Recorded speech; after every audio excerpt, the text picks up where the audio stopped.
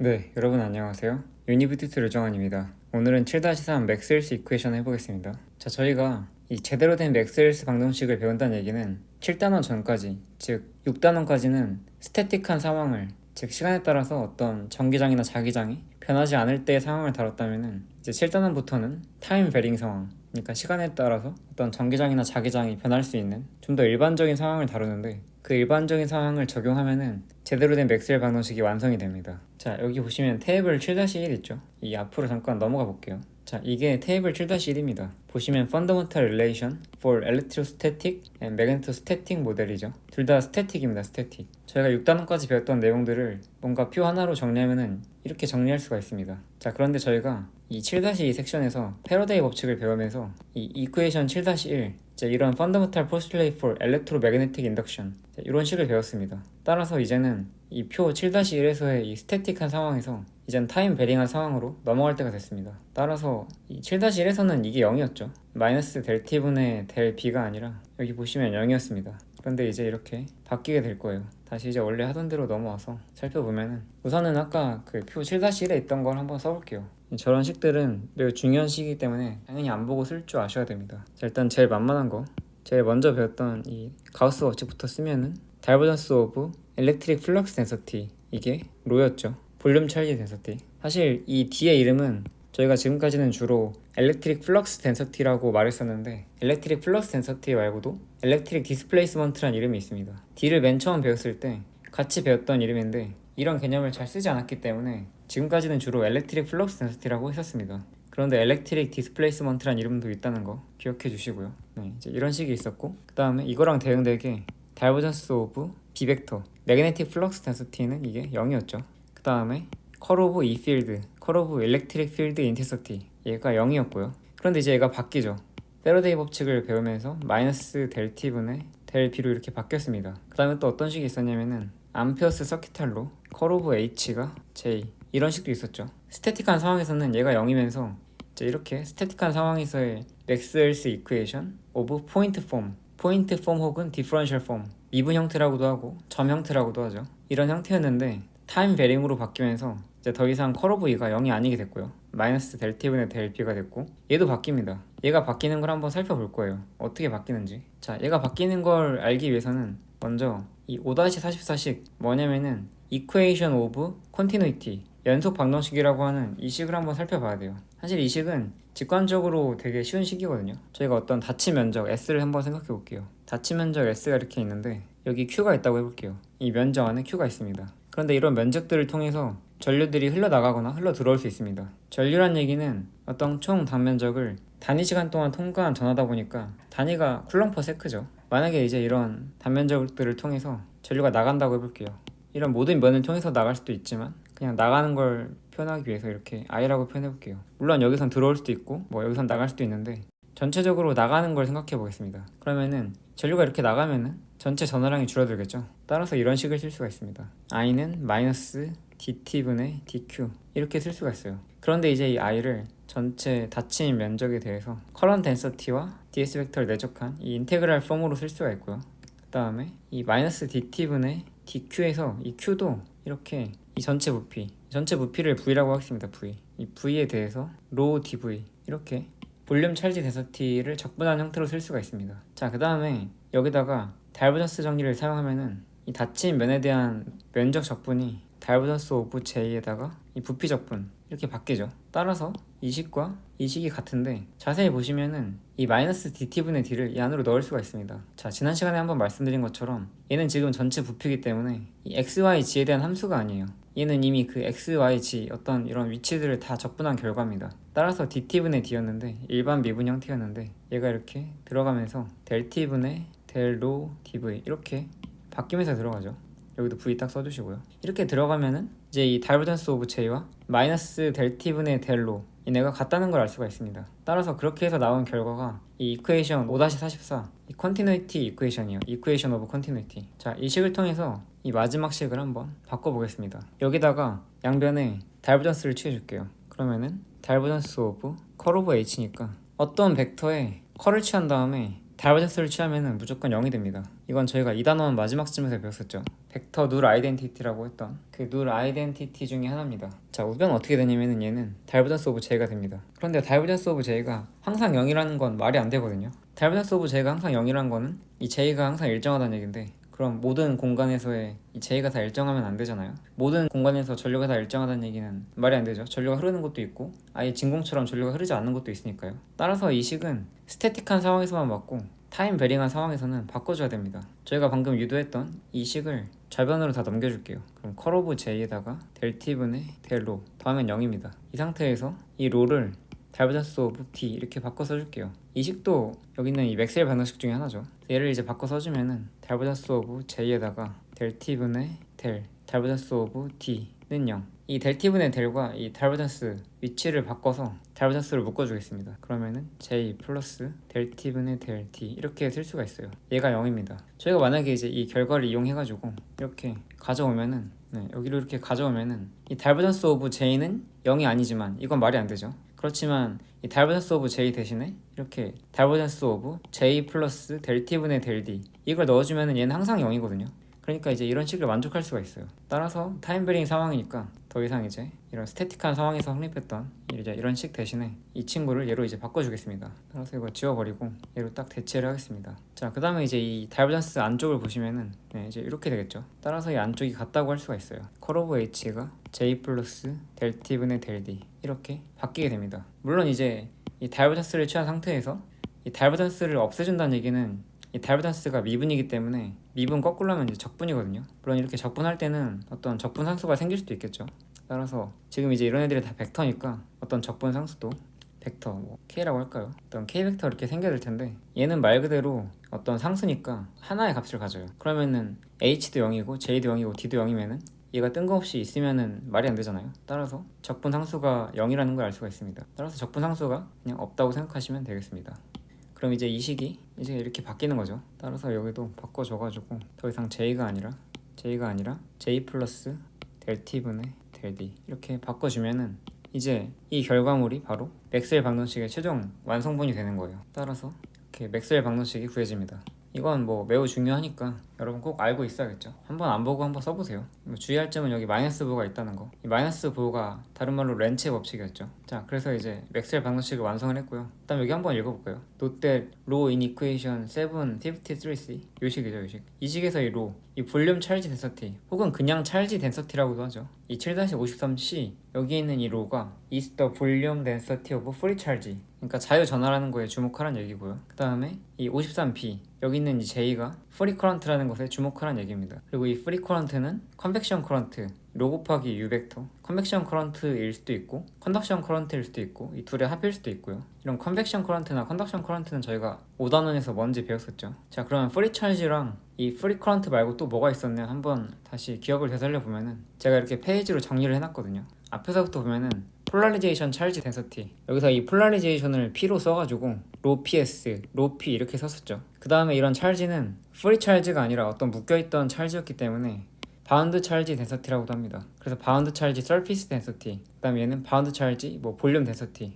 혹은 뭐 폴라리제이션 서피스 찰지 덴서티, 뭐 폴라리제이션 볼륨 찰지 덴서티 이런 식으로 말했었죠. 그 다음에 페이지 247페이지 여기에 보시면은 비슷하게 매그니타이제이션 찰지 덴서티라는 것도 있었습니다. 사실 이 매그네타이제이션 부분에서 이 찰지는 매그네틱 찰지인데 실제로 매그네틱 찰지가 존재하는 건 아니에요. 어떤 수학적인 개념이기 때문에 앞에 fictitious, 허구애란 뜻이 붙어 있었죠. 그 다음에 free current 말고 매그네타이제이션 current density도 있었습니다. 매그네타이제이션에 M을 따가지고 JM, JMS, 이거 다시 한번 살펴보시고요. 이런 찰지들과 대비해서 이 맥스웰 방정식에 있는 이 로는 프리 찰지란 얘기죠. 프리 찰지. 그 다음에 이 J도 프리 커런트란 얘기고요. 자, 이어서 보시면은 these four equation together with the equation of continuity and Lorentz force equation form the foundation of electromagnetic theory. 따라서 이 4개식과 equation of continuity, 아까 나왔던 식 있죠, 이거. divergence of J가 마이너스 델 T분의 델로 요 식과 그다음 로렌츠 폴스 이퀘이션 Q에다가 이 벡터와 U 벡터와 B 벡터의 크로스 곱, 이렇게 6개의 식이 바로 엘렉트로매그네틱 서우리의 모든 근간이 됩니다.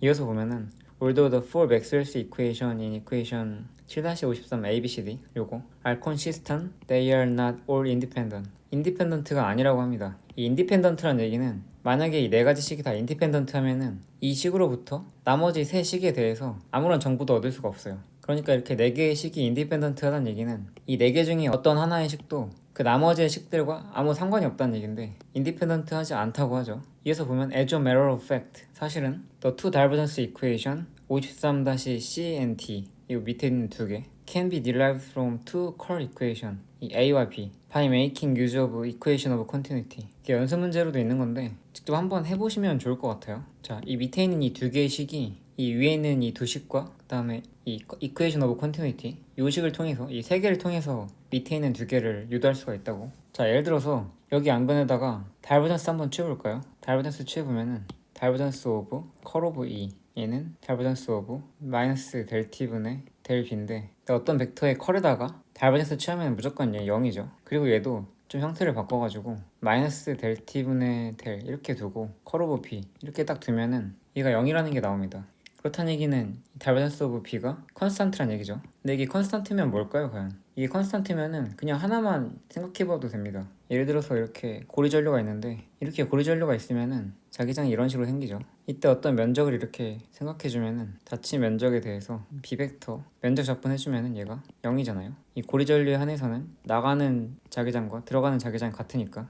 그리고 이걸 다이버전스 정리 써주면은 이제 이렇게 바뀌죠. 자, 그런데 우리가 이 컨스탄트라는 걸 알았으니까 얘를 C라고 하면은 여기다 이걸 대입해주면은 인테그랄 부피적분 C dV 이게 0이란 얘기는 C 밖으로 빼면은 컨스탄트니까 밖으로 뺄 수 있죠. 그러면은 V에 대해서 dV가 0인데 얘가 0은 아니니까 얘가 0이게 되죠. 따라서 컨스탄트가 0이다. 따라서 이제 이 마지막 식이 이 첫 번째 식에다가 다이버전스를 취하면서 유도가 되고요. 인디펜던트 하지가 않네요. 맞죠? 그 다음에 이 델 t분의 델 D 이거 추가할 때도 이 식에다 양변에 다이버전스 취했었잖아요. 마찬가지로 하면 되지 않을까요? 이것도 양변에 한번 다이버전스 취해보면은 이 식이 과연 나올까 한번 취해보겠습니다. 다이버전스 오브 컬 오브 H 이게 다이버전스 오브 J 플러스 델 t분의 델 D 이렇게 되는데 자, 어떤 벡터의 컬에다가 다이버전스를 취하면 0이죠. 따라서 얘가 0입니다. 이걸 나눠 쓰면은 다이버전스 오브 J 플러스 다이버전스 오브 델 t분의 델 D 시간과 공간이 서로 무관하기 때문에 네, 시간에 대해서 미분해주고 공간에 대해서 미분하지 않고 공간에 대해서 먼저 미분해주고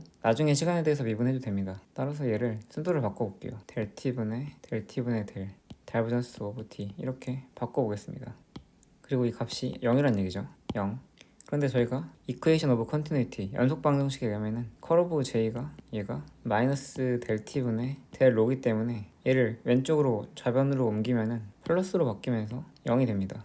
자, 그럼 이제 이 식을 비교하면은 다이버전스 오브 t가 로라는 걸 알 수가 있죠. 따라서 이 세 번째 식도 이 두 번째 식과 그 다음에 연속 방정식을 통해서 유도가 됩니다. 따라서 인디펜던트 하지가 않네요. 그런 얘기였고요. 네, 그래서 방금 연습 문제 7-11을 한번 풀어봤고요. 마저 읽어보면은 The four fundamental field vector E, D, B, H each having three components 공간상에서의 어떤 벡터 필드니까 세 개의 컴포넌트 가지고 있고요. 이거 말하는 거죠. 예를 들어서 E면은 EX, AX 플러스 EY, AY 플러스 EG, AG 이건 카르테시안 코디네이트로 나타낸 건데 다른 좌표계로 나타낸다고 하더라도 컴포넌트가 이렇게 3개 있죠. 한 벡터에 대해서 컴포넌트가 3개 있고요. 공간이란 건 3차원이니까 3개가 있는 거고 따라서 이 for fundamental field vector 이 4개의 벡터가 12개의 unknowns 12개의 미지수가 있으니까 12 스칼라 이퀘이션이 필요하다. 이런 12개의 unknown을 위해서는 이런 12개의 스칼라 이퀘이션은 그런데 are supplied by two vector core equation and the two vector constitutive relation 이 두 개의 릴레이션에 의해서 supplied 된다. 제공된다. 자, 여기서 하고 싶은 말은 이런 것 같아요. 우선 이 fundamental field 벡터가 4개가 있는데 이 벡터 하나마다 이 3가지 컴포넌트가 있으니까 즉 이 4개의 벡터를 모른다는 얘기는 총 12개의 스칼라를 모른다는 얘기고 이 12개의 스칼라를 알기 위해서는 12개의 스칼라 이퀘이션이 필요한데 그 12개의 스칼라 이퀘이션이 어떻게 구성이 되냐면은 2개의 벡터 컬 이퀘이션 이제 요거 말하는 것 같아요. 이 2개와 그 다음에 이 릴레이션 이 2가지 릴레이션 사실 이제 이 밑에 2개는 방금 보셨다시피 이 위에 거랑 인디펜던트 하지가 않죠. 따라서 12개의 방정식이 주어진다는 얘기는 얘네는 뭐 위에 걸로 이미 구해지기 때문에 필요가 없고 이 2개의 컬 이퀘이션과 이 관계식만 있으면은 이 12개의 이 스칼라 이퀘이션이 다 충족이 된다는 얘기죠. each vector equation being equivalent to 3 scalar equation 그러니까 얘가 방정식 3개 만들어지고요 얘도 방정식 3개 만들어지고 그럼 지금 방정식이 총 6개인데 그런데 이런 관계식으로 인해서 개수가 2배로 늘어나는 거죠. 따라서 총 12개의 언노운이 구해질 수 있다. 어떻게 보면 가볍게 읽고 넘어가도 좋을 것 같은데 한번 생각해 보면 좋을 것 같아요. 굉장히 압축적이면서도 많은 가능성을 가지고 있는 방정식이다 보니까 저희가 전자기하를 공부하는 입장에서 한번 이 부분이 어떤 의미로 이렇게 말을 하는지 생각해 보면 좋을 것 같습니다. 자, 지금까지 한 거는 이거는 포인트 폼 혹은 디퍼런셜 폼이에요. The full equation인 이 7-53에 나와 있는 이런 식들은 are differential equation that are valid at every point in space. 어떤 점마다 다 성립하는 식입니다. 그래서 포인트 폼이라고도 하고 그다음에 이 미분이다 보니까 differential 폼이라고도 합니다. 같은 말이에요. 그런데 in explaining electromagnetic phenomena in a physical environment, we must deal with finite objects of specified shapes and boundaries. 어떤 물리적인 환경에서 전자기적 현상을 설명하려면은 특정한 모양과 경계를 가지고 있는 유한한 물체를 다뤄야 된다는 얘기죠. 그래서 얘네를 인테그랄 폼으로 바꾸면 엄청 편리합니다. 일단 이 4가지 식을 복사해가지고 보기 편하게 옆으로 가져와 볼게요. 그래서 이렇게 가져왔고요. 얘네가 이제 7-53이고 각각 A, B, C, D입니다. 일단 이 A, B에다가는 오픈 서피스에 대해서 서피스 인테그랄 취하고요. 그 다음에 스토커스 정리 사용하면은 한번 해볼게요. 자, 일단 얘부터 한번 해볼게요. 여기다가 오픈 서피스 인테그랄 취한다고. 그러니까 커러브 E, 커러브인데 여기다가 서피스 인테그랄을 취합니다. 이렇게 S. 근데 오픈이니까 여기 동그라미 없습니다. 우측도 마찬가지로 해주면은 마이너스 델 T분의 델 B에다가 ds. 여긴 괄호 이렇게 만들어줄게요. 그 다음에 스토커스 정리 산다고. 얘가 오픈 서피스이기 때문에 이 오픈 서피스 어떤 이런 면에 대해서 면입니다. 이 면에 대해서 이 주위 둘레가 있습니다. 둘레 C가 있어요. 그래서 컨투어에 대해서 클로즈드 컨투어의 경로 적분으로 바뀌죠. 따라서 이제 이렇게 바뀌고 얘가 마이너스 5 빼주고 S 델 T분의 델 B ds. 따라서 이렇게 7-54A 이렇게 적분 형태로 바뀌고 얘도 마찬가지로 이렇게 열린 면 오픈 서피스에 대해서 서피스 인테그랄 취해주면은 지우고 이제 여기다가 한번 또 서피스 인테그랄 취하면은 커브 H에다가 서피스 인테그랄인데 오픈이에요. 마찬가지로 취해주면은 이제 이렇게 되고 왼쪽은 다시 스토커스 정리 사용하면은 HDL이고 이 S를 둘러싼 클로즈드 컨투어죠. 이제 이렇게 바뀝니다. 복사해주면은 따라서 이제 이런 식으로 바뀌고요. 인테그랄 폼으로 바뀌고 그 다음에 C와 D에 대해서는 볼륨 인테그랄을 취해준다. 얘도 한번 바꿔보겠습니다. 볼륨 인테그랄을 취해주면은 다이버전스 오브 D에다가 볼륨 인테그랄 V에 대해서 오른쪽도 이렇게 딱 취해주면은 이렇게 되고 그 다음에 왼쪽에다가는 다시 다이버전스 서브럼 다이버전스 정리 이용하면은 이 부피를 감싸고 있는 클로즈드 서피스에 대해서 면적 적분으로 바뀌죠. 이렇게 따라서 이제 이렇게 바뀌고요.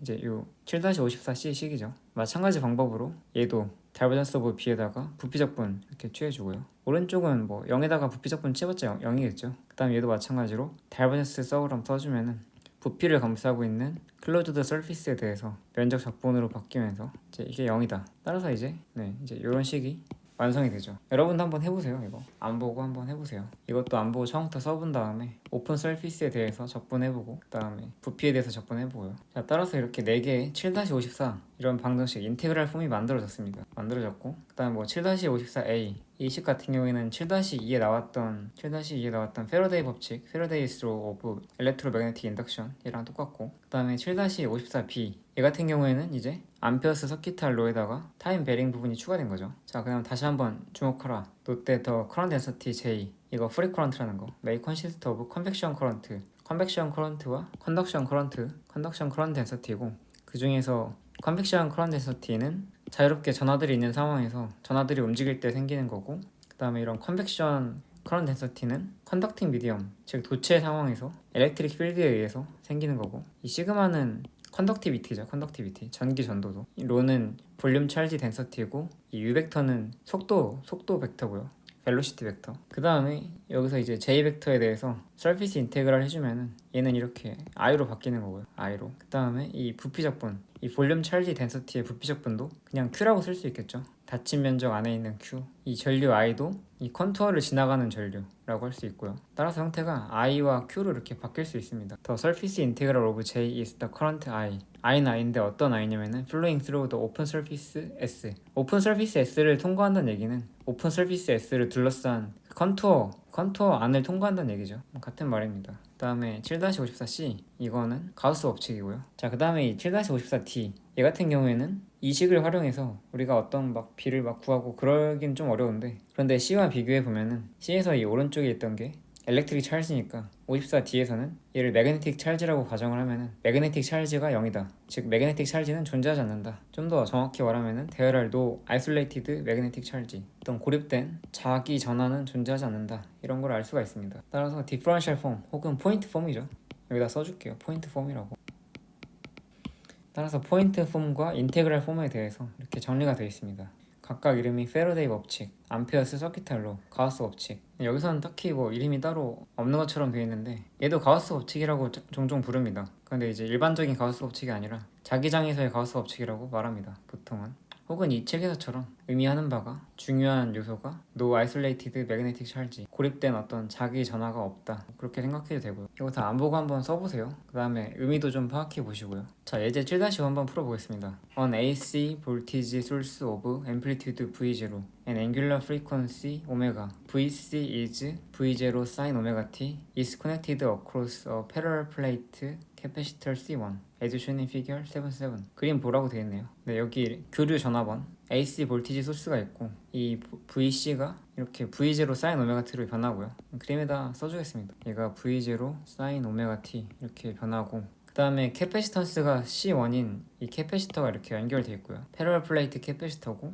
A번 Verify that the displacement current in the capacitor is the same as the conduction current in the wires. 자, 제가 설명을 안 하고 넘어간 게 있는데 이 displacement current 이게 뭐지? 잠깐 위로 올라가 보시면 여기 저희가 이렇게 델 T분의 델 D를 추가할 때 그때 이 왼쪽에 있는 거 얘가 current density죠. 그 다음에 이 D 벡터 이름이 electric flux density도 맞지만 다른 말로는 electric displacement, 따라서 얘가 current density이기 때문에 이 부분을 displacement current density라고 합니다. 여기 보시면 델 T분의 델 D 얘가 displacement current density다. 그러니까 얘가 그냥 current density, 얘가 displacement current density. 따라서 방금 예제에서 displacement current를 구하라는 얘기는 이 델 T분의 델 D 얘가 이제 displacement current density이기 때문에 displacement current를 구하라는 얘기는 이렇게 면적 적분을 했을 때 이 값을 구하라는 얘기죠. 이 값을 conduction current in the wire, 얘가 이 I랑 같냐, 여기 흐르는 I랑 같냐, 이걸 이제 물어보는 거죠. 그리고 이 D값은 어디서의 D값이냐면은 in the capacitor, displacement current in the capacitor. 이 캐패시터, 이 평행판 캐패시터 사이에 있는 이 D를 구한 다음에 미분을 해가지고 이렇게 면적 적분을 했을 때 그게 이 도선에 흐르는 전류 I와 같냐, IC와 같냐, 이걸 묻는 거예요. A번부터 한번 해보겠습니다. 자, 저희가 알고 있는 게 이 전압원의 전압을 알고 있습니다. V0 sin 오메가 t. 그 다음에 또 뭘 알고 있냐면은 이 C1이 주어졌어요. C1이라고. 그리고 자세히 보시면 지금 이렇게 도선으로만 연결되어 있죠. 따라서 이 캐패시터 양단에 걸리는 전압도 이 전압원의 전압과 똑같은 걸 알 수가 있습니다. 캐패시터에 대해서는 이런 식이 성립을 하죠. Q는 CV. 애초에 이런 C라는 게 Q는 CV에 의해서 정의되는 값이에요. 따라서 여기다 대입을 한번 해볼게요. 대입을 해보면은 C1에다가 V 같은 경우에는 지금 VC, V0 sin 오메가 t예요. 그러니까 V0 sin 오메가 t. 즉 이제 이 식을 통해 가지고 이 Q를 구했습니다. 이 Q는 뭐냐면은 이런 평행판 캐패시터든 어떤 캐패시터든 한쪽이 플러스면은 다른 한쪽은 마이너스입니다. 여기서 이 Q가 의미하는 바는 지금 전류가 이쪽에서 이렇게 오고 있으니까 원래는 0쿨롱 0쿨롱 둘 다 중성이었다고 치면은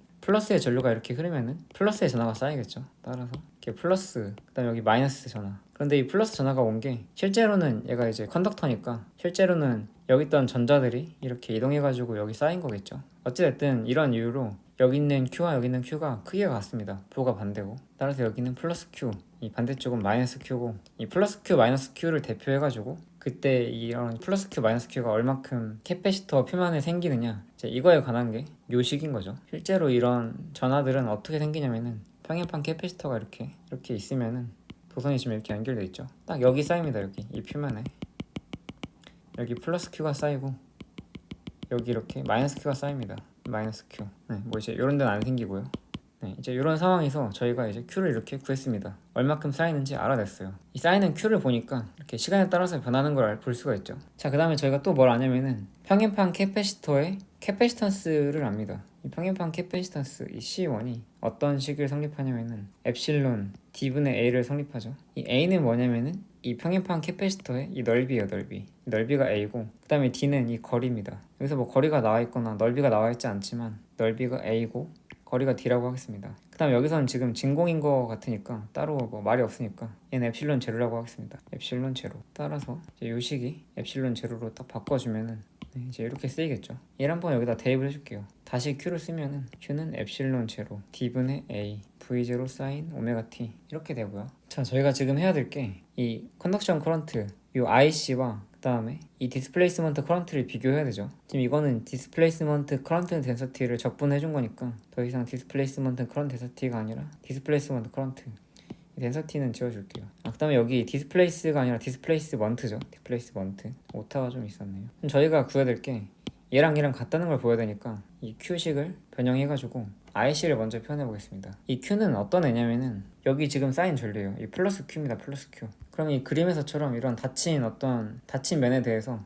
연속 방정식을 생각해 보면은 이 dt분의 dq가 이 q가 늘어나려면은 전류가 흘러야겠죠. 따라서 이 q가 증가하는 그런 정도가 이게 전류 i가 됩니다. 따라서 이 IC가 즉 이 컨덕션 커런트가 이걸 미분한 게 됩니다. 미분을 하면은 지금 뭐 이런 거 다 상수죠. 면적이나 거리 다 상수고요. V0도 상수고. 미분하면은 코사인 오메가 t 그다음에 오메가 생기겠죠. 엡실론 제로 D분의 A V0 미분할 때 오메가 생기고 코사인 오메가 t 이렇게 되죠. 자, 그 다음에 저희가 한 가지 알고 있는 게 이렇게 평행판 캐패시터에서는 이 사이에 있는 일렉트릭 필드 인텐시티 이 값이 상수입니다. 상수. 이 값의 크기가 근데 어떻게 주어지냐면은 얘가 V로 D로 딱 나누면 돼요. 따라서 지금 V가 V0 사인 오메가 t인데 얘를 딱 D로 나누면 얘가 2가 됩니다. 거기다가 여기처럼 엡실론 제로를 딱 곱해주면은 얘가 D가 됩니다. 그런데 이 부분이랑 이 부분을 지금 비교해보면은 차이점이 이 A 하나거든요. 따라서 A를 이렇게 곱해주면은 얘가 이제 DA가 되는 거죠. 그리고 방금 IC는 이 Q를 미분한 거였어요. 따라서 이 IC가 얘를 시간에 대해서 미분한 게 됩니다. 시간에 대해서 미분을 하면은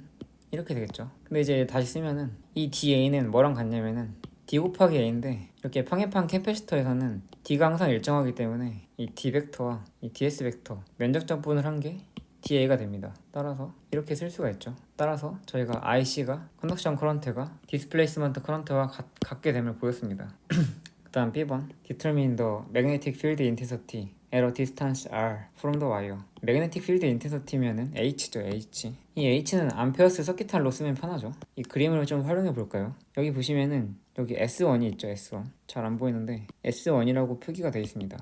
그 다음 S1을 둘러싼 게 C라는 컨투어예요. 따라서 S1과 C에 대해서 암페어스 서킷할로를 쓰면 될 것 같아요. 암페어스 서킷할로가 클로즈드 컨투어에 대해서 매그네틱 필드 인텐시티를 경로 적분한 게 예전에는 이게 I였죠. 근데 이제 여기서 추가되죠. 디스플레이스먼트가 이렇게 추가가 됩니다. 여기선 이 넓이가 S1이니까 여기도 S1이라고 써줄게요. S1. 자, 지금 이렇게 전류가 IC가 흐르고 있습니다.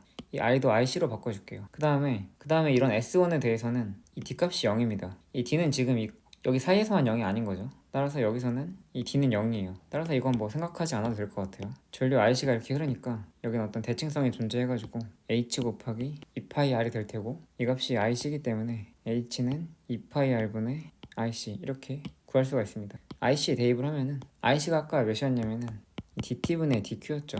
Q는 CV였고요. CV면은 C1 곱하기 V0 사인 오메가 T였는데 얘를 지금 이렇게 미분을 하는 거니까 오메가가 생기고 코사인 오메가 T 이렇게 되겠죠. 따라서 이게 IC니까 IC에 대입을 해주면은 C1 V0 오메가 코사인 오메가 T 구하라고 하는 게 매그네틱 필드 인텐시티 이게 벡터이기 때문에 벡터로 표현을 해줘야 됩니다. 딱히 좌표축이 없기 때문에 벡터는 이렇게 표현하면 될 것 같아요. 벡터 그림을 그려가지고 이렇게 들어가는 전류를 플러스라고 했으니까 오른손 법칙을 써가지고 이런 화살표 방향으로 회전하는 듯한 모양을 가진 이 H 따라서 이제 H 이렇게 쓰고 H의 매그니튜드 크기는 이렇게 된다. 답이랑 맞는지 한번 비교 한번 해볼까요? 여기서는 그냥 H파이라고 이렇게 표현을 했네요. 굉장히 좋은 방법인 것 같습니다. H파이가 이렇게 된다. 네, 답이랑 비교하면 맞죠? 자, 그 다음에 이 부분을 보시면은 지금 이 해설도 저희처럼 S1에 대해서 문제를 풀었습니다. S1에 대해서 문제를 풀었는데 S2 부분을 한번 보면은 S2는 이런 닫힌 면에 대해서 S1을 제외한 나머지인 것 같아요. 그러니까 S1이면 딱 이렇게 동그란 원판 부분이고 S2가 그 나머지 이렇게 옆면과 이 밑면이라고 하는 나머지가 S2인 것 같아요. 이 S2에 대해서도 마찬가지로 S2를 둘러싸고 있는 컨투어는 마찬가지로 이 C죠, C. 따라서 이런 식에서 이 왼쪽 부분은 그대로 이렇게 쓸 수가 있고, 그 대신 이 S2를 통과하는 어떤 그런 전류는 이 IC는 없습니다. 이 S2를 통과하는 IC는 없죠. 컨덕션 커런트 없죠. 따라서 이때는 오히려 이제 이 부분이 0이 되고, 이 부분이 이제 0이 아닌데 얘랑 같다는 걸 아까 보였죠, 문제에서. A번 문제에서. 따라서 컨덕션 커런트로 계산을 하건, 그 다음에 디스플레이스먼트 커런트로 계산을 하건 똑같이 나온다는 거. 문제에서는 디스플레이스먼트 커런트를 ID로 표현을 했습니다. 어쨌든 똑같다. 만약에 맥스웰이 이런 항을 추가하지 않았다면은 어떤 모순이 있었을 텐데, 그런데 맥스웰이 이걸 추가를 해가지고 식이 잘 성립을 한다 알 수가 있고요. 그 다음 이어서 7-4 포텐셜 펑션 한번 보겠습니다. 자, 이 포텐셜 펑션은 특히 저희 데이비드 챙, 저희가 쓰고 있는 이 데이비드 챙이라는 교재에서 다른 책에 비해서 조금 더 설명이 잘 나와 있는 개념이에요. 여러분은 이 책으로 공부한다는 걸 되게 긍정적으로 생각하시면 좋을 것 같습니다. 일단 이 포텐셜 펑션에서 이 벡터 매그네틱 포텐셜 A, 이 A 벡터가 처음 등장했던 게 6-3이었습니다. 이 A 벡터가 이 6-3에서 이런 식으로 구해졌었거든요. 그래서 제가 추천드리는 바는 여기까지 구해지는 과정을 한 번 더 복습 한번 해보시면 좋을 것 같아요. 이 A 벡터가 뭔지는 알긴 해야죠. 자, 처음부터 보시면은 이 6-3에서 A 벡터 어떻게 도입됐었냐면은 방금 전까지 봤던 것처럼 다이버전스 오브 B는 0입니다. 어떤 벡터가 다이버전스 했을 때 0이 나온다는 걸 다이버전스 리스라고도 하고 솔레노이달이라고도 하죠. 이 비벡터가 솔레노이달 네이처가 있기 때문에 이 비벡터가 다이버전스 취했을 때 항상 0이라고, 그럼 이런 비벡터는 어떤 다른 벡터의 컬로 쓸 수 있지 않을까? 그렇게 해서 만들어진 게 A라는 매그네틱 포텐셜이었고요. 벡터다 보니까 벡터 매그네틱 포텐셜이라고 합니다. 등장 배경이 이렇게 등장을 했었고, 이 식을 페러데이 법칙에 대입을 해볼게요. 이 디퍼런셜 폼, 이 페러데이 법칙 뭐 별거 아니고 이 식입니다. 컬 오브 E가 마이너스 델 T분의 델 B, 이 B 자리에다가 대입을 하면은 마이너스 델 T분의 컬 오브 A. 따라서 이제 이렇게 되고요. 지금 둘 다 컬 형태니까 한쪽으로 몰아가지고 쓰면은, 일단 한쪽으로 몰기 전에 얘도 시간에 대한 미분과 공간에 대한 미분이 순서를 바꿔주겠습니다. 마이너스 컬 오브 델 T분의 델 A 이렇게 되겠죠. 이제 둘 다 컬 형태니까 한쪽으로 몰았으면은 컬 오브 2 플러스 델 T분의 델 A 벡터는 0 이렇게 쓸 수 있죠. 그리고 지금 이 컬 안쪽에 있는 얘가 이제 벡터인데, 이 벡터의 컬이 0이다. 그 얘기는 이런 벡터는 스칼라의 그레디언트로 쓸 수 있습니다. 저희가 스태틱한 상황에서는 이 부분이 없었기 때문에 컬 오브 E가 0이어가지고 이런 이 필드를 마이너스 그레디언트 오브 V 해서 이런 엘렉트릭 포텐셜이라고 하는 이런 스칼라 필드를 만들었었는데, 타임 베링 상황에서는 이렇게 델 T분의 델 A가 추가됐기 때문에 이 추가된 것까지 포함을 해가지고 얘가 다이버전스 했을 때 0이 나오기 때문에 이 전체를 다시 이렇게 그레디언트 오브 스칼라로 정의를 합니다. 따라서 타임 베링 상황에서는 이제 이 식이 이렇게 변하는 거죠. 원래는 이제 이런 식이었죠. 원래는 이제 이런 식이었는데 이렇게 추가가 됩니다. 자, 이제 이런 식에서 저희가 평상시에 관심 있는 게 이잖아요. 여기다 딱 Q만 곱하면은 힘이 되기 때문에, 따라서 이 필드로 정리해주면은 마이너스 그레디언트 오브 V에다가 마이너스 델 T분의 델 A. 따라서 이제 이렇게 정리가 됩니다. 스태틱 케이스에서는 스태틱이니까 시간에 따라서 어떤 값이 변하지 않으니까 이 부분이 0이 돼가지고 우리가 원래 알던 이런 식으로 환원이 되고요. 리듀스가 되고, 그런데 시간 변화까지 고려하면은 원래 이제 이런 식이 맞는 거죠. 더 일반적인 식인 거죠. 스태틱한 상황에서는 이 A 벡터가 시간에 따라서 변하지 않기 때문에, 즉 이 부분이 0이기 때문에 3단원에서 배웠던 이런 식으로 환원이 되고요. 그때는 3단원에서는 이 필드는 이 V 하나만 알아도 결정이 됐습니다. 그리고 B는 A로부터 구해졌죠. 이 식에 의해서요. 그런데 타임 베링 필드에서는 이 필드가 이 V뿐만 아니라 이 A에 의해서도 영향을 받습니다. 즉 이 필드, electric field intensity, 이게 accumulation of charge through the minus gradient of V term, 이 식이죠. And from time varying magnetic fields through the minus 델 T분의 델 A term. 여기서 이제 이 부분, 이렇게 마이너스 그레디언트 오브 V, 이 부분을 accumulation of charge라고 표현하는 이유는 이 V 구하는 식 요거 아시죠? 4파이 엡실론 제로분의 1 R분의 로 dV, 이 전하 배치, 이 전하 배치에 의해서 V가 결정되기 때문에, 그러기 때문에 accumulation of charge라고 표현을 한 거예요. 그 다음 이어서 보면은 B also depends on A, B가 이렇게 A의 영향을 받기 때문에 결과적으로 V랑 A로 이루어진 이 필드는 V뿐만 아니라 이 B와도 커플드 돼 있다고 할 수 있겠죠. 그래서 E and B are coupled. 다시 정리하면은 이 7-57식은 두 가지 부분으로 구성됐다고 볼 수 있어요. 첫 번째 파트, first part는 이 charge distribution, 이 볼륨 찰지 덴서티에 의한 찰지 디스트리뷰션에 의한 거고, 그 다음에 세컨 파츠는 이 A 벡터 마이너스 붙여서 시간에 대해서 미분한 거죠. 그런데 이 A 벡터가 6-3 섹션에서 이렇게 구해졌었거든요. 이 식을 보시면은 A 벡터는 결과적으로 이 커런트와 관련이 있습니다.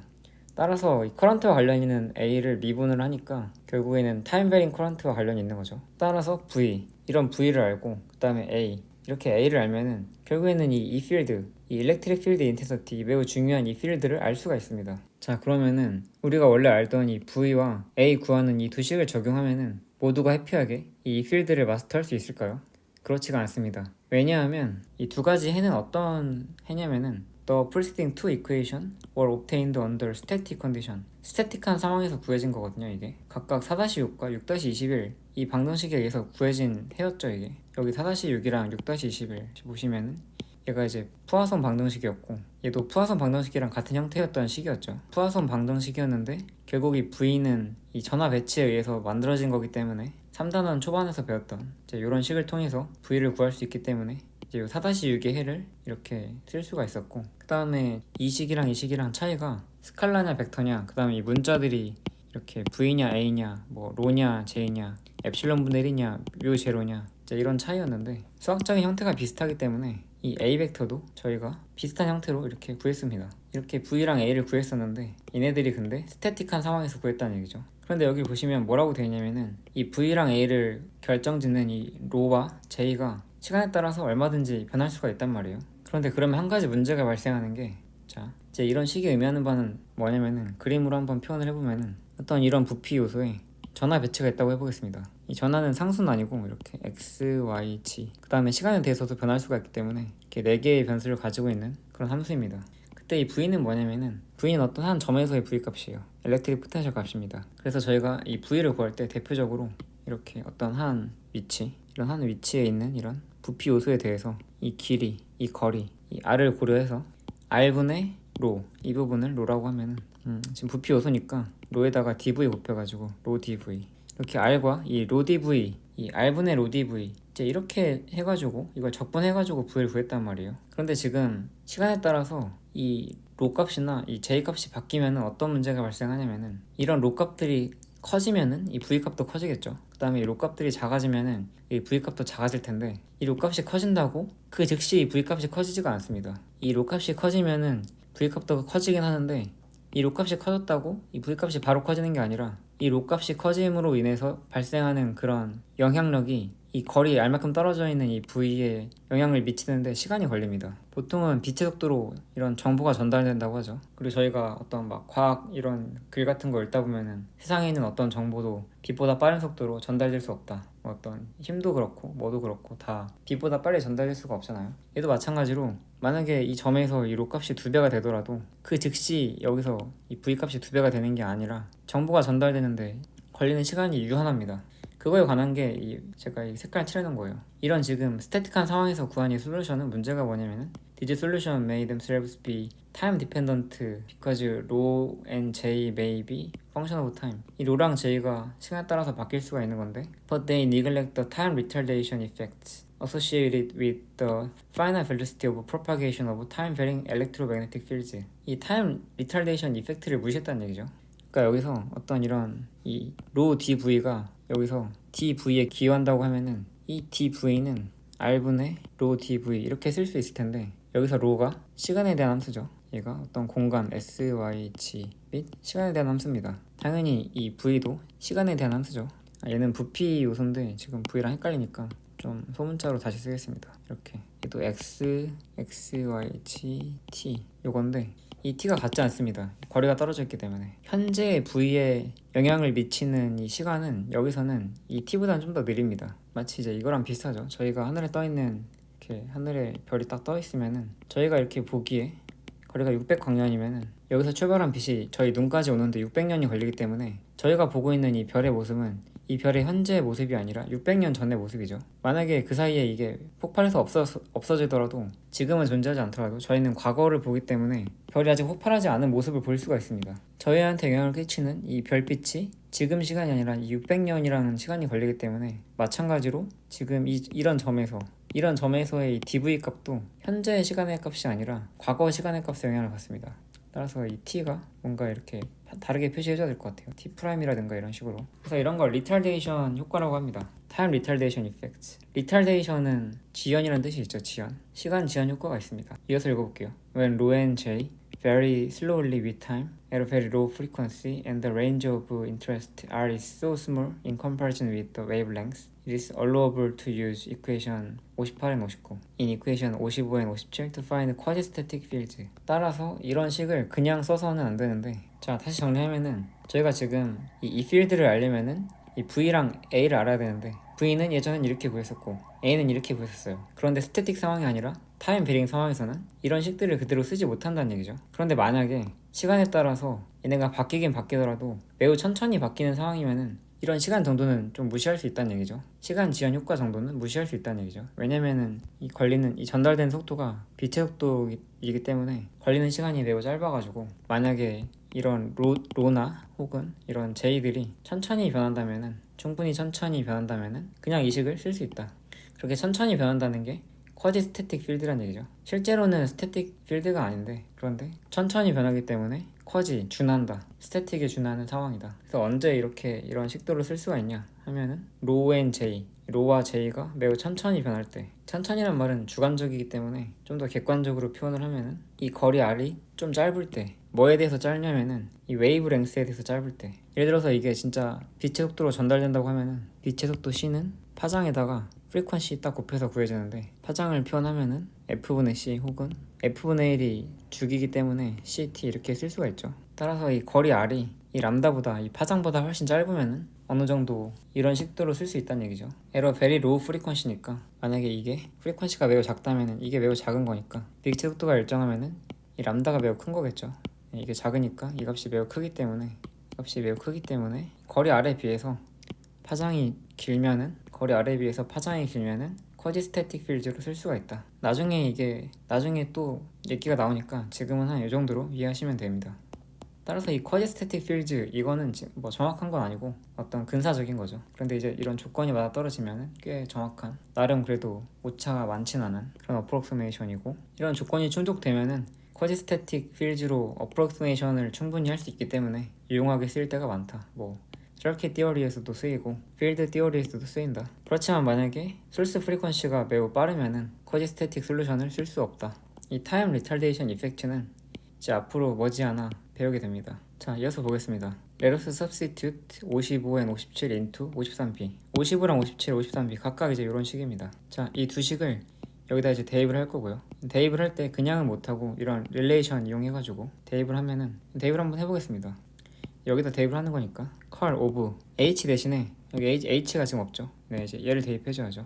그럼 이제 이런 릴레이션을 써가지고 h 대신에 뮤분의 b를 대입하면 되죠. 뮤분의 b니까 뮤분의 b면은 커브 a입니다. 이제 이렇게 대입을 하고 그 다음에 j 더하기 델 t분의 델, 이 d도 d 대신에 요거를 이제 대입을 합니다. d는 엡실론 2니까 여기다가 엡실론 곱해가지고 여기다 엡실론 곱해서 대입을 할게요. 엡실론 딱 곱하고 마이너스 그레디언트 오브 v 마이너스 델 t분의 델 a, 이제 이렇게 대입을 합니다. 그 다음에 지금 상황은 호모지니어스 미디엄으로 가정을 할게요. 지금 이제 이런 애들이 공간에 대한 미분인데 호모지니어스 하면은 위치에 따라서 상관이 없이 일정한 거니까 이제 상수라고 볼 수 있겠죠. 이런 위치에 대해서 상수라고 볼 수 있겠죠. 따라서 이 컬 밖으로 나갈 수가 있습니다. 정리를 좀 해보면은 미분의 1 앞으로 빼고 컬 오브 A 이렇게 쓰고 J 플러스, 지금 엡실론도 시간에 따라서 뭐 바뀔 수야 있겠지만 바뀌지 않는다고 가정을 하면은 이제 미분에 대해서 자유롭겠죠. 상수니까. 그럼 얘도 이렇게 밖으로 빠져나오고, 그 다음에 이 그레디언트에 대해서 미분을 할 건데 순서 바꿔서 시간에 대해서 미분한 다음에 그레디언트 치워줄게요. 그러면은 마이너스 그레디언트 오브 델 t분의 델 v 이렇게 되고, 여기는 두 번 미분한 게 되겠죠. 시간에 대해서 마이너스 델 t 제곱분의 델 제곱 a. 그럼 이제 이렇게 정리하려면 양변에다가 뮤 곱해주면 되겠죠. 뮤 곱해서 똑같이 만들어 보겠습니다. 칭의선이 괄호는 생략해 해줬네요. 그냥 이렇게 뮤 곱해주면은 뮤 j 플러스 뮤 엡실론 마이너스 그레디언트 오브 델 t분의 델 v 마이너스 델 t 제곱분의 델 제곱 a.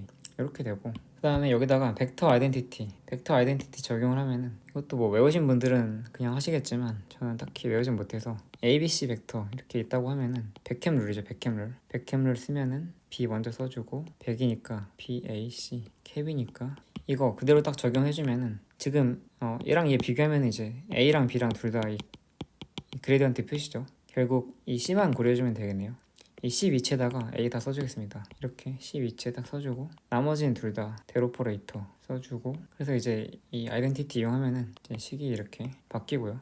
그 다음에 이거는 좀 정리해줘가지고 그레디언트 오브 다이버전스 이렇게 딱 써주고, 얘는 벡터의 라플라시안으로 이렇게 써주고요. 나머지 써주면은 복사해서 가져오면은 네, 이렇게 되죠.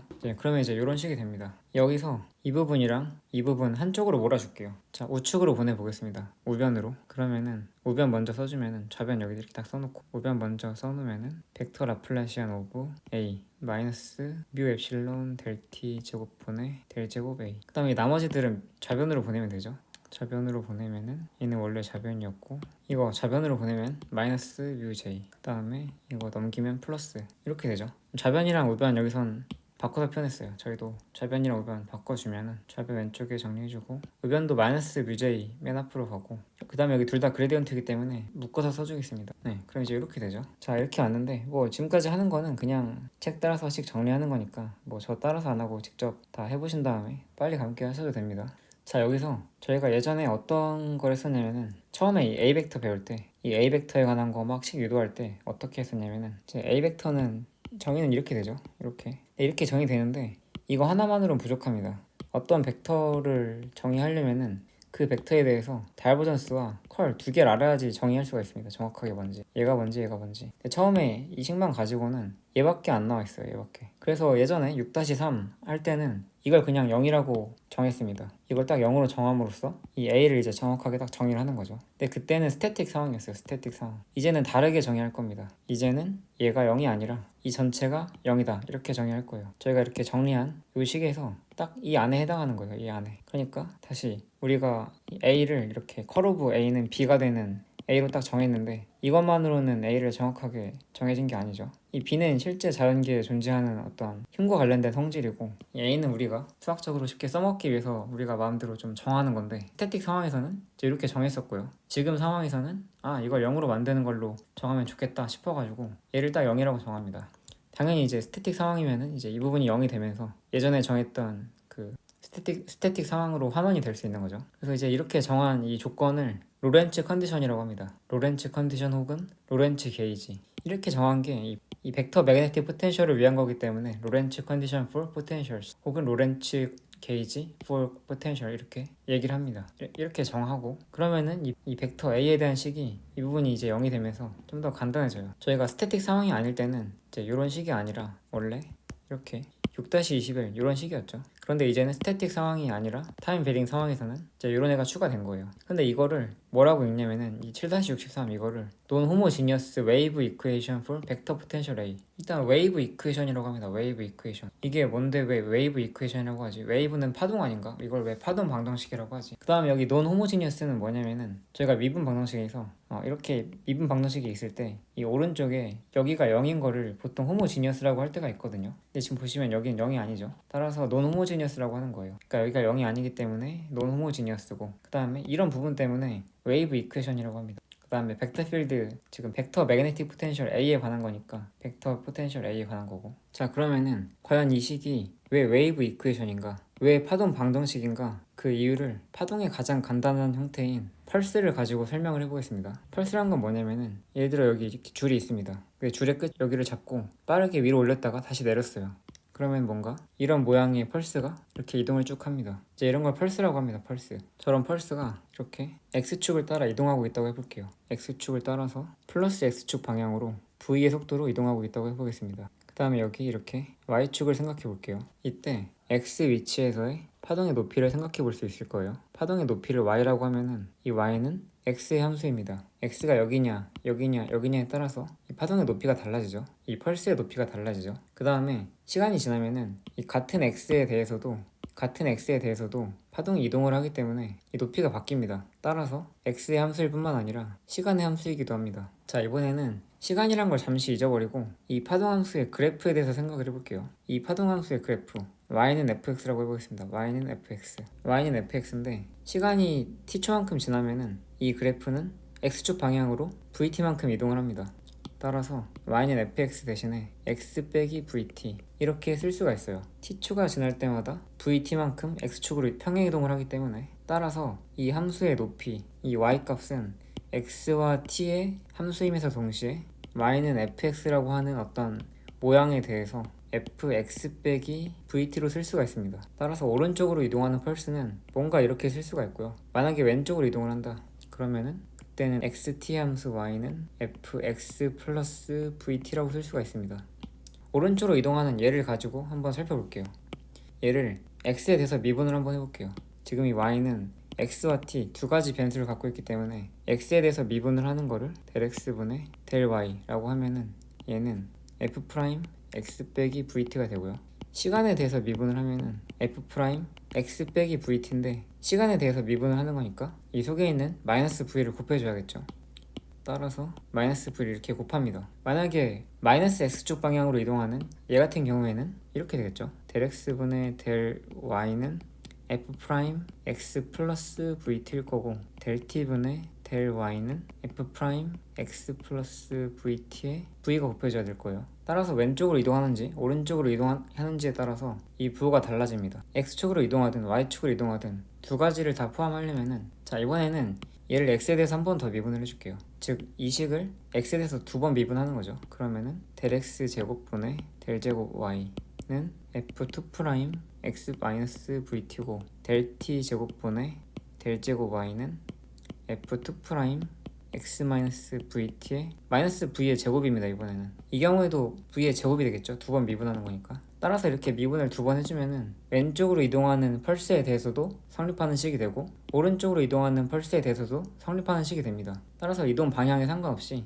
어떤 펄스를 나타낼 수가 있어요. 이런 식을 가지고. 자, 그러면은 지금 이 식에서 이 식과 이 식에서 이 부분이 서로 같기 때문에 이 부분으로 정리해주면은 이렇게 쓸 수가 있어요. 즉 얘랑 그 다음에 이거를 이 v제곱으로 나눈 거 v제곱으로 이걸 이렇게 나누면은 이게 서로 같겠죠. 따라서 파동 방정식을 이렇게 쓸 수가 있습니다. 이제 이거를 다 좌측으로 정리해주면은 이제 이 부호가 마이너스로 바뀌면서 마이너스로 바뀌고 이게 0이 되겠죠. 이 형태를 보면은 공간에 대해서 미분을 두 번 하고 빼기 시간에 대해서 미분을 두 번 한 다음에 앞에 무언가가 곱해져 있는데 그 곱해져 있는 무언가 즉 이 부호 제외하고 곱해져 있는 무언가 이 곱해져 있는 이 무언가를 역수를 취한 다음에 루트를 취하면은 v가 딱 나옵니다. 따라서 이것도 형태를 보시면은 공간에 대한 미분이 두 번이 되어 있고요. 시간에 대한 미분이 두 번이 되어 있습니다. 그 다음에 이 시간에 대해서 미분이 되어 있는 이 부분 앞에 있는 요거 있죠. 이거에 해당하는 거 얘를 역수 취한 다음에 루트를 씌워주면은 이 v가 나옵니다. 얘를 역수취해서 루트를 씌워주면 v가 나와요. 역수취해서 루트를 씌워주면 얘가 v가 나옵니다. 얘가 바로 빛의 속도예요. 그래서 이런 파동 방정식을 통해서 맥스웰이 빛의 속도를 이론적으로 알아냈습니다. 이 뮤 값과 이 엡실론 값만 제대로 측정을 하면은 정확히 알 수만 있다면은 빛의 속도를 구할 수가 있는 거죠. 빛의 속도를 실제로 측정하지 않고도 예측을 할 수 있는 거죠. 따라서 이 파동 방정식을 통해서 맥스웰이 빛의 속도를 예측을 했습니다. 진공에서 이 뮤 값과 진공에서 엡실론 값을 만약에 정확히 안다면은 진공에서의 빛의 속력을 예측할 수가 있는 거죠. 직접 측정을 하지 않고도. 그래서 이런 형태를 파동 방정식이라고 합니다. 파동 방정식. 일반적인 파동 방정식은 이렇게 0일 텐데 얘는 지금 0이 아니기 때문에 논 호모지니어스라고 하는 거예요. 그 다음에 저희는 이렇게 x축에 관해서만 미분을 했지만 파동이 x축으로만 갈 필요는 없겠죠. 공간 xyz 어느 방향으로 가도 상관이 없을 테니까 이렇게 공간에 대한 미분을 두 번 해주면 됩니다. 아마 나중에 좀 더 배우게 될 거라서 그때 보시면 될 것 같고요. 그 다음에 이제 이런 제가 말한 이런 파동에 관한 파동 함수 혹은 파동 방정식에 대한 기초적인 내용은 그 일반 물리 교재 보시면 나와 있거든요. 예를 들어서 레이몬드 A 설웨이, 이 설웨이가 쓴 Physics for Scientists and Engineers 이 책에도 잘 나와 있고요. 그 다음에 지금 위에서 네 번째 있는 이 티플러란 책에도 잘 나와 있고요. 할리데이에도 나와 있긴 할 텐데 저는 설웨이나 이 티플러 책이 더 설명이 깔끔했던 것 같습니다. 그런데 이것만 이해해도 딱히 일반 물리까지 복습 안 하셔도 크게 상관은 없을 것 같습니다. 자, 그래서 이제 이게 non-homogeneous wave equation for vector potential A고요. 이게 웨이브 이퀘이션인 이유는 이 솔루션이 파동을 나타낸다. velocity 루트 뮤 엡실론 분의 1. 네, 이렇게 파동 속도를 나타내죠. 7-6 섹션에서 제대로 배울 거고, 이 7-62 이 식을 로렌츠 컨디션 혹은 로렌츠 게이지 for potential이라고 하고요.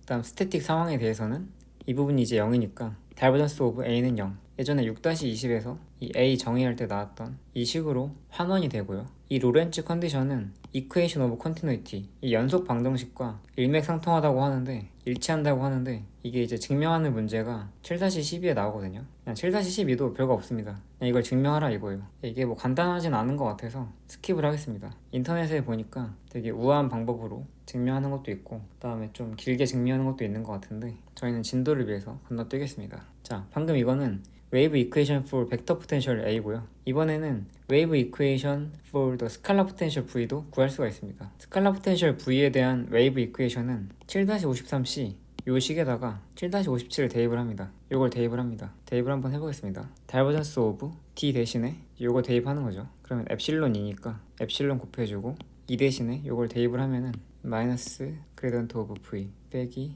델 T분의 델 A는 로 이렇게 되죠. 자, 여기서도 이 엡실론이 상수다, 호모지니어스다 하면은 공간에 대한 미분과 무관하게 상수기 때문에 이동을 할 수 있습니다. 그러면은 이 마이너스 부와 엡실론을 여기로 이동을 시켜줄게요. 마이너스 분모로 엡실론이 가고 왼쪽엔 엡실론 사라지고 플러스로 바뀌고요. 다시 정리해주면은 그레디언트 오브 다이버전스이기 때문에 스칼라 라플라시안 V가 되고 플러스 이제 델 T분의 델 A를 다이버전스 취하는데 순서를 바꿔서 A에다가 다이버전스 먼저 취하고 그 다음에 시간에 대해서 미분해 주겠습니다. 그럼 델 T분의 델 다이버전스 오브 A 이렇게 되겠죠. 이게 이제 이렇게 되고요.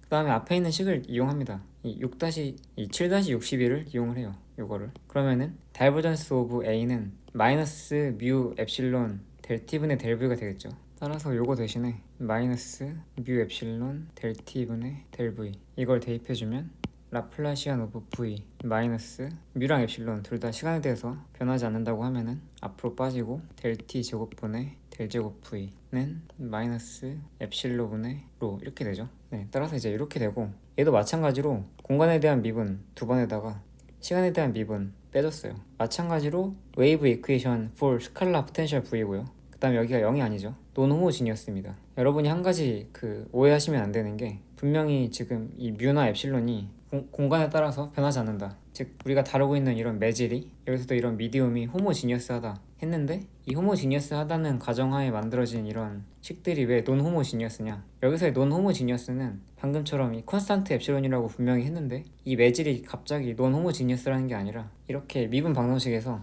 이런 파동 방정식에서 이 우변이 0이 아닐 때를 논호모지니어스라고 합니다. 그러니까 이 호모지니어스 뜻이 다르게 쓰이는 거예요. 매질은 지금 여전히 호모지니어스가 맞습니다. 콘스탄트 엡실론이 맞아요. 이 방정식에서 이 우측 부분, 이 부분이 0이 아니기 때문에 논호모지니어스라고 하는 것 뿐입니다. 아마 공학수학 같은 거 공부하시다 보면은 호모지니어스, 논호모지니어스 많이 나오니까 공학수학 책에서 한번 호모지니어스나 논호모지니어스 한번 검색해보세요. 마저 읽어보면은 Hence the Lorentz condition in equation 762 uncouples disconnect the wave equation for A and V. 방금 이제 이 식에 도달할 때도 여기에서 이 로렌츠 컨디션 이용했잖아요. 로렌츠 컨디션 이용해가지고 원래 V와 A에 관한 이런 식이었는데 A를 없애버렸죠. 이렇게 연결을 끊어버렸죠. 그렇다는 얘기고요. 그 다음에 이런 the non-homogeneous wave equation 63, 65 이제 요 식과 요 식이 스태틱한 상황에서는 스태틱이면 시간에 따라서 안 변하겠죠. 0이고 이게 0이겠죠. 그럼 우리가 원래 알고 있던 투하선 방정식으로 환원된다. 그렇게 스태틱 상황일 때 58, 59식 이 두 개의 식이 스태틱한 상황일 때 해기 때문에 당연히 이렇게 타임 베링 상황에서 추가된 이런 형태가 바뀐 방정식에 대해서는 해가 되지 않겠죠. They cannot be expected to be the solution of non-homogeneous wave equation in time varying situation without modification. 그래서 형태를 좀 바꿔줘야 된다. 아마 앞으로 좀 더 설명이 나올 테니까 점점 이해하시게 될 겁니다. 오늘은 여기까지 하고 다음 시간에는 7-5 엘렉트로매그네틱 바운더리 컨디션 해보겠습니다. 고생 많으셨습니다.